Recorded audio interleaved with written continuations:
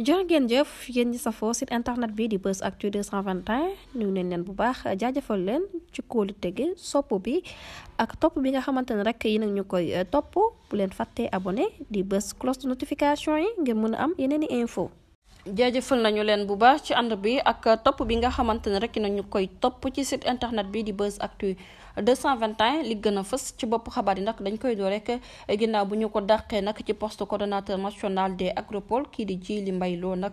daal dinay bañ lekk mbir mu nu mel ginnaaw conseil des ministres bi nga xamante ne doon nañ ko amal niki le 5 juin ba ñu génn moom njiital réew mi di Bassirou Diomaye Faye dafa daal di nommé woon kii di Aïssatou Diallo mi nga xamante ne ingénieur agro industriel la coordonnateur bu programme national de développement des agropoles du Sénégal daal di fay wuutu nag kii di Djily Mbaye Lo mi nga xamante ne rek daal di woon na fay nekk nag ci diggante 2018 jàpp 2019 ci qualité bi nga xamante ne rek daal dina koy am comme directeur national des petits moyens industries moom ci jëmmi boppam rek dañ ko daal di recruter woon ci appel d'offre compétitif boo xamante ne ci atum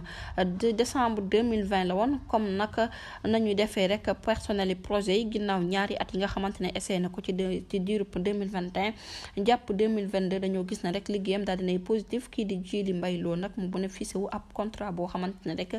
dañ koy wéyal ni ba décembre 2028 waaye nag li nga xamante ne rek moom moo jot a xew niki 5 juin ba ñu génn kii di président Bassirou Diomaye Faye nag dafa daal di jël ab dogal rek ci décret ngir tabb nag beneen nouveau coordonnateur bu yees le 7 juin laata nag yëf yi rek di siw par décret kii di Djily Mbaye Lo nag dafa daal di déposé woon ab recours administratif ci wetu président de la république ci mbir mi nga xamante ne rek daal dinay xew ak ci watu premier ministre bi ngir expliquer ko rek li ñeel orientation boobu les projets ak naka lañu ko recruter dañ ko recruter nag ci voie compétitive ci mbir mu nu mel nag dalal nañ ko nag ci ab audience ni ki 14 juin ki ko dalaloon di ministre de l'industrie et du commerce bi nga xamante ne rek moom moo ko proposé boobu les postes ñeel conseil technique offre bi nga xamante ne rek kii di Djily Mbaye Lo dafa daal di gis ne rek moom dafa amoon contrat boo xamante ne rek da doon wéy te boobu les contrat waroon na jeex ci décembre 2028 naam sax boobu les rencontre kii di Djily Mbaye Lo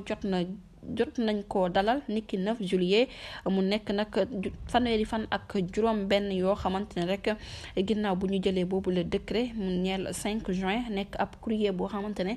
ci ministre de l'industrie et du commerce la tukkee niki 1er juillet ginnaaw annonce bi nga xamante ne rek defoon nañ ko ci yooyu les contrat mu nekk cas de force majeure sans ñu préciser nag lan moo tax rek mbir mu nu mel daal di am nee na nag niki 11 juillet kii di Djily Mbaye Lo demoon na tontu ji nag courrier bi nga xamante ne rek ministre bi nag ca la jógee ko ginnaaw rek biñ ne dañ doon sàkk moom ci jëmmi boppam mu gën a jege service yi ba noppi rek fay ndàmpaay yi nga xamante ne rek dese woon nañ ko ci mbir mu nu mel nag ci boobu les contrat ak droit yi nga xamante ne rek moom la ñu tegoon ni ki 11 juillet jot na saisir nag ki di président de la république Bassirou Diomaye Faye ak ki nga xamante ne rek moom mooy nouveau recours bi nga xamante ne rek defoon na ko jarale ko ci élimaanu jëwrin bu njëkk bi mu daal di koy xamal ne boobu les contrat nag mi ngi doon wéye ni ne nag ni ki fukki fan ak juróom ci weeru juillet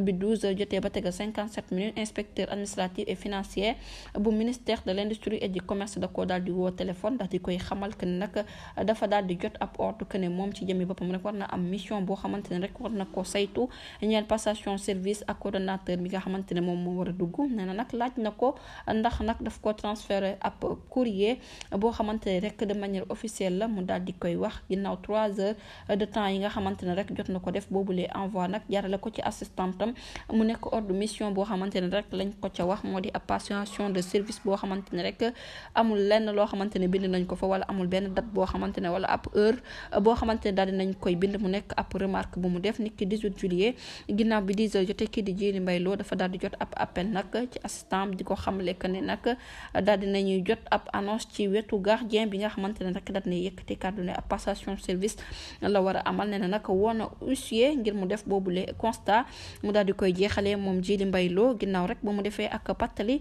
que ne moom fonctionnaire la waaye bokkul ci benn langue politique te boobu le bopp mu mel nag moom ci jëmmi boppam rek jot na servir réewum ci diirub ñaar fukki at ak ñeent mu daal di dëggal nee na nag respecté na lépp loo xamante ne légalité la waaye nag respecté na tamit lépp loo xamante ne rek ab dogal la bu tukkee ci président de la république jërë ngeen jëf ci ànd bi bu leen fàttee abonné bës cloche de notification ngir mën a am yeneen i xibaar